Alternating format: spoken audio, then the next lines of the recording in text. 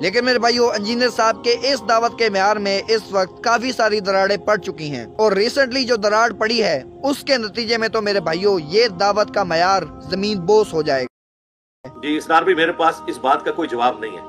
اور اگر جواب ہے تو وہ میں کیمرے میں نہیں دے سکتا، لیکن کم از کم یہ نہیں بنتا کہ میرے پاس اس کا کوئی جواب نہیں ہے اور میں کیمرے میں اس کا جواب نہیں دے سکتا۔ میرا رائٹ ہے کہ میں انجینئر صاحب سے اس بارے میں سوال کروں، اور ان کا یہ فرض ہے کہ وہ اس کا جواب دیں۔ میرے بھائیو، آپ میں سے جتنے بھی انجینئر صاحب کے اسٹوڈنٹس ہیں، میری آپ سے ریکویسٹ ہے کہ آپ پلیز یہ سوال انجینئر صاحب سے ضرور کریں اور پوچھیں ان سے کہ وہ اس سوال کا جواب کیوں نہیں دے رہے۔ ان کو چاہیے کہ اس سوال کا جواب دیں تاکہ ہمارے ابہام دور ہوں، ہمارے ذہن کلیئر ہوں۔ آخر کو ہماری نمازیں سٹیک پر لگی ہوئی ہیں۔ میرے بھائیوں، میں پچھلے 2 سال سے جب سے انجینئر صاحب کی دعوت کو قبول کیا ہے، میں بریلوی مکتبہ فکر سے تعلق رکھنے والے علماء کو، مولویوں کو، عام عوام کو جو برملا یا علی مدد کے قائل ہیں، ان کو مشرک سمجھتا ہوں، لیکن ان کی تعویلات کو قبول کرتے ہوئے میں ان کو مسلمان کے طور پر ٹریٹ کرتا ہوں، اور میں بریلوی امام کے پیچھے نماز پڑھتا ہوں پچھلے 2 سال سے۔ اب جب انجینئر صاحب اس طرح کی بات کریں گے کہ میں کیمرے میں نہیں کہہ سکتا، تو میں کیا سمجھوں کہ استاد محترم ان کو کافر سمجھتے ہیں لیکن مجھے ان کے پیچھے نماز پڑھنے کو کہہ رہے ہیں؟